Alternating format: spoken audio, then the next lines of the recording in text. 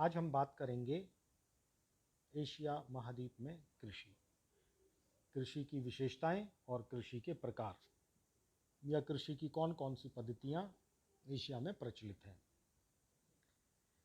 सबसे पहले अगर हम देखें तो एशिया महाद्वीप सबसे बड़ा महाद्वीप है, जनसंख्या के दृष्टि से भी और क्षेत्रफल की दृष्टि से भी। और यहाँ पर कई फसलें का उद्भव स्थल भी माना जाता है एशिया को। अर्थात एशिया में आदिकाल से ही कृषि की जाती रही है। अगर हम देखें तो एशिया का लगभग 3/4 जनसंख्या प्रत्यक्ष या अप्रत्यक्ष रूप से कृषि पर निर्भर करती है। और इतनी बड़ी जनसंख्या को भोजन के साथ साथ औद्योगिक विकास के लिए कच्चा माल भी कृषि के द्वारा दिया जाता है। एशिया की जो आर्थिक व्यवस्था है उसका जो मुख्य आधार है वो कृषि है।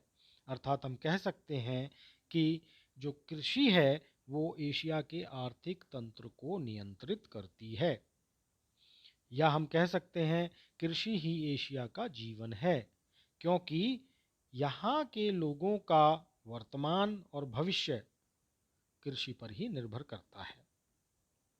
क्योंकि एशिया एक बहुत बड़ा महाद्वीप है, यहाँ अनेक प्रकार की विविधताएं पाई जाती हैं, चाहे वो भौतिक विविधताएं हैं या सांस्कृतिक विविधताएं हैं, सामाजिक विविधताएं हैं, जलवायविक विविधताएं हैं। इसी कारण से एशिया की जो कृषि है वो विश्व के अन्य भौगोलिक प्रदेशों की कृषि से विशिष्टता लिए हुए है।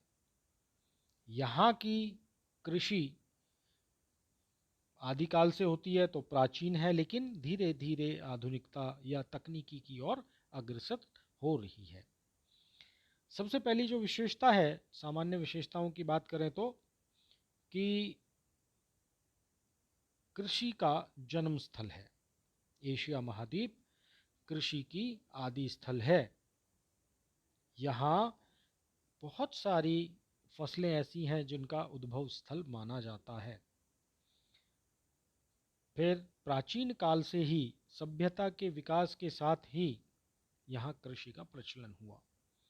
तो यहाँ की जो संस्कृति है उनको भी आप कृषि संस्कृति के अलग अलग, जैसे आप कह सकते हैं वनस्पति सभ्यता, कुदाल सभ्यता, चावल संस्कृति, तो इसे विशेषण दिए जाते हैं। तो अर्थात कृषि का यहाँ पर भी महत्व है।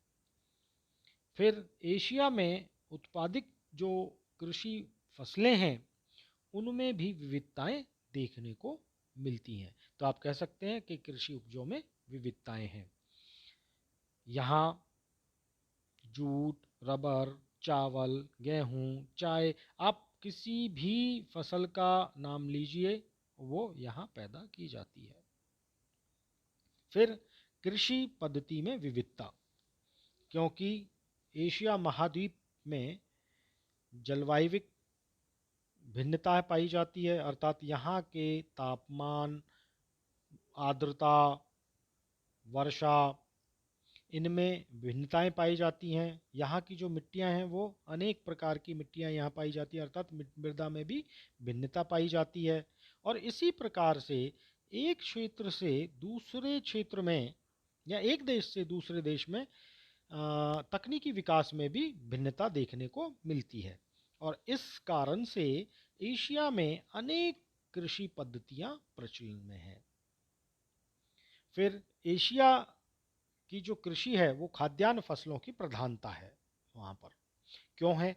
क्योंकि जो जनसंख्या है वो बहुत अधिक है, इस कारण से यहाँ खाद्यान्न फसलों की प्रधानता है। फिर क्यों यहाँ प्रति हेक्टेयर जो उत्पादन है वो कम होता है अपेक्षाकृत। क्यों? क्योंकि यहाँ पर जो कृषि है वो तकनीकी विकास पर निर्भर कम करती है। फिर यहाँ की जो कृषि है वो वातावरण पर ज़्यादा निर्भर करती है। कृषि पर जनसंख्या का बहुत दबाव भी है और मानवीय श्रम की प्रधानता है और मशीनीकरण बहुत कम है। फिर एशिया में की कृषि पर जो औपनिवेशिक प्रभाव है वो देखने को मिलता है। इसलिए आप पाएंगे कि एशिया के में चाय है या बागाती जो कृषि है उस पर उपनिवेश प्रभाव बहुत ज़्यादा देखने को मिल जाएगा।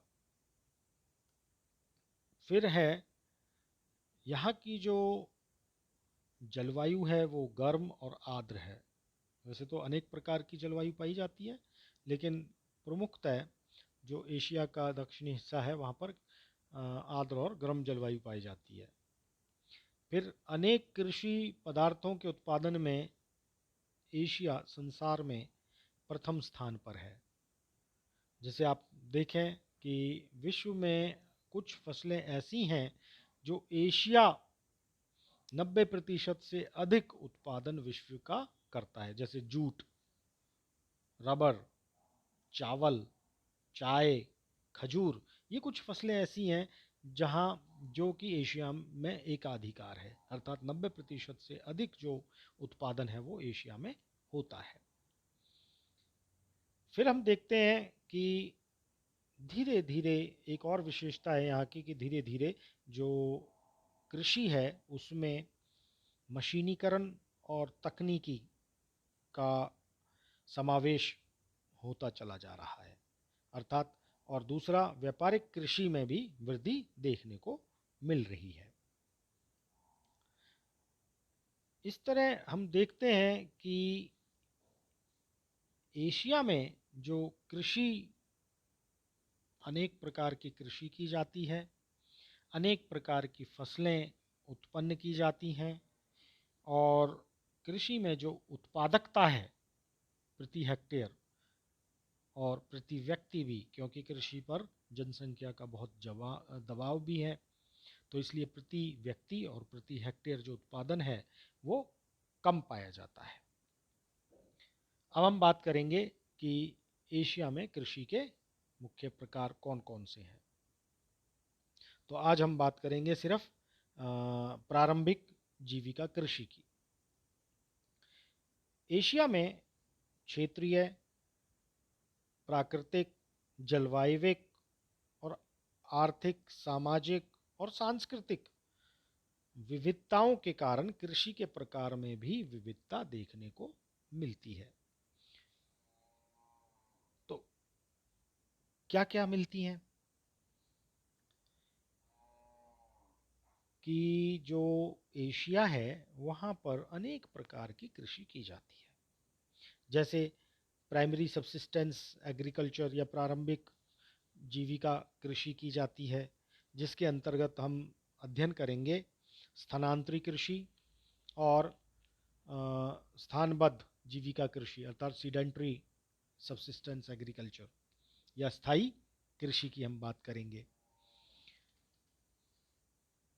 फिर दूसरा जो है गहन जीविका कृषि की बात करेंगे, जिसमें इंटेंसिव सब्सिस्टेंस एग्रीकल्चर, उसमें चावल की गहन कृषि, मिश्रित गहन कृषि, इनकी बात करेंगे।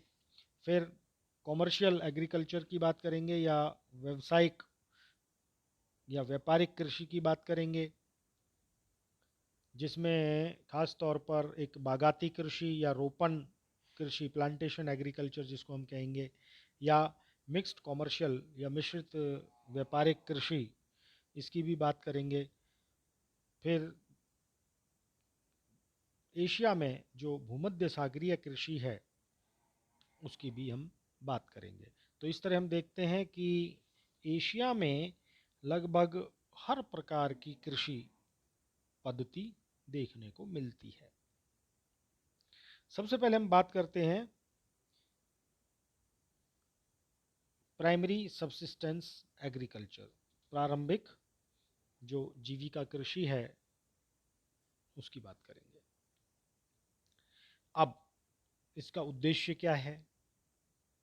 जो प्राइमरी सब्सिस्टेंस एग्रीकल्चर है उसका मूल उद्देश्य है कि जो क्षेत्रीय निवासी हैं उनकी भोजन संबंधी आवश्यकताओं को पूरा करना।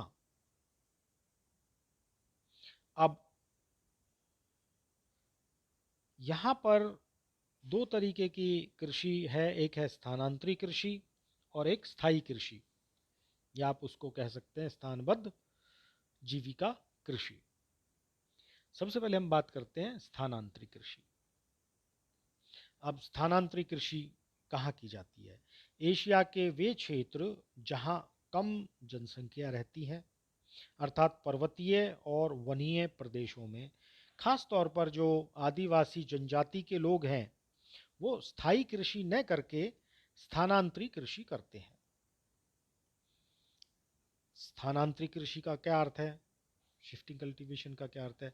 अर्थात ये क्या करते हैं कि एक क्षेत्र के वन को काटकर उसमें आग लगा देते हैं और बड़े एलिमेंट्री जो कृषि के यंत्र हैं उनको इस्तेमाल करते हुए वहाँ पर ये बीज छिटक देते हैं। वर्षा ऋतु के उपरांत इसमें जो है फसल उगने लगती है और इनमें जो बोई जाने वाली मुख्य फसलें हैं इस प्रकार की कृषि में, वो खास तौर पर मक्का है, ज्वार है, बाजरा है, अर्थात मोटा अनाज, और धान। इस प्रकार की कृषि में 3 या 4 वर्ष तक इस क्षेत्र पर कृषि करने के पश्चात उस क्षेत्र की जो उर्वरता है वो कम होने लगती है, तो उसको छोड़ दिया जाता है और इसके लिए फिर अलग से क्षेत्र का चुनाव कर लिया जाता है। उस क्षेत्र में भी बिल्कुल वही किया जाता है कि सबसे पहले वहाँ की जो वनस्पति है उस भूभाग की, उसको काट कर साफ किया जाता है। जब वनस्पति सूख जाती है तो उसे जला दिया जाता है और जलाई गई जो भूमि है उसको उसकी जुताई की जाती है एलिमेंट्री इक्विपमेंट से, हाँ, और उसके बाद बीज बो दिए जाते हैं। तो इस तरह से एक स्थान को छोड़कर दूसरे स्थान पर ये कृषि की जाती है। अब इस प्रकार की जो कृषि है वो दक्षिणी पूर्वी एशिया के आंतरिक पठारी और पर्वतीय क्षेत्रों में, भारत के पूर्वोत्तर राज्यों में, श्रीलंका के पर्वतीय क्षेत्रों में इस प्रकार की कृषि की जाती है। स्थानांतरी कृषि को अलग अलग क्षेत्र में अलग अलग स्थानीय नामों से पुकारा जाता है। जैसे भारत के जो उत्तरी पूर्वी क्षेत्र हैं या राज्य हैं उनमें झूमिंग, मलेशिया और इंडोनेशिया में इसको लडांग, फिलीपींस में काइंजिन, बर्मा में टोंगिया, थाईलैंड में तमोरी, श्रीलंका में चेना। तो इसको अलग अलग क्षेत्रों में अलग अलग नाम से पुकारा जाता है। वास्तव में इस प्रकार की कृषि में भूमि का दुरुपयोग अधिक होता है और इसके साथ साथ जो पर्यावरण है उसको भी नुकसान पहुंचता है, क्योंकि कृषि करने के लिए वहाँ पर वन्य क्षेत्र को काटा जाता है। ठीक है, तो आजकल जो सरकारें हैं या समाज है वो कोशिश यही जारी है कि वर्तमान सरकारों की कि ये धीरे धीरे स्थायी कृषि करने लगे, अर्थात स्थायित्व प्रदान करने का ही प्रयास वर्तमान सरकारों का है। अब दूसरा है इसी में सीडेंट्री सबसिस्टेंस एग्रीकल्चर, या आप कह सकते हैं स्थायी जीविका कृषि या स्थानबद्ध जीविका कृषि। स्थायी जीविका कृषि और स्थानांतरी जीविका कृषि में एक बहुत बड़ा अंतर ये है कि जो कृषि क्षेत्र है वो स्थायी जीविका कृषि में स्थायी होता है। हालांकि इसका भी उद्देश्य भोजन प्राप्त करना है, जीविका उपार्जन है, तो सीमित क्षेत्र में सीमित आवश्यकताओं को इसके द्वारा ही पूर्ण किया जाता है। अब इस प्रकार की कृषि उन्हीं प्रदेशों में या क्षेत्रों में होती है जहां स्थानांतरित कृषि होती है। परंतु ये थोड़ा अंतर है कि जो प्रारंभिक सतही कृषि है वो बेसिकली जो समतल क्षेत्र है वहां पर की जाती है, और इसमें भी जो मोटे अनाज हैं वो ही उत्पादित किए जाते हैं। इसका भी अगर क्षेत्र हम देखें तो दक्षिणी पूर्वी एशिया और पश्चिमी एशिया में होता है। और इस प्रकार की जो कृषि है उसमें पशुओं को भी महत्व दिया जाता है। धन्यवाद।